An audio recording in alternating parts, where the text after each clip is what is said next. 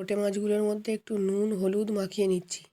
অন্যদিকে সবজিগুলো কেটে নিয়েছি, পেঁয়াজ টমেটো আদা বেটে নিয়েছি, রসুন বেটে নিয়েছি। এবার লোটে মাছগুলোকে প্রথমে শুকনো ময়দার মধ্যে এভাবে ডুবিয়ে তারপর কর্নফ্লাওয়ার আর বেসন দিয়ে একটা গোলা তৈরি করে রেখেছিলাম। তার মধ্যে দিয়েছি নুন, একটু গোলমরিচ, একটু হলুদ গুঁড়ো। এইভাবে মাছগুলো ভেজে নিলে গোটা গোটা থাকবে। এবার দিয়ে দিলাম পেঁয়াজ কুচি তেলের মধ্যে। পেঁয়াজটা একটু ভাজা ভাজা করে দিয়ে দিলাম একটু রসুন কুচি, দিয়ে দিলাম আগে থেকে গুলে রাখা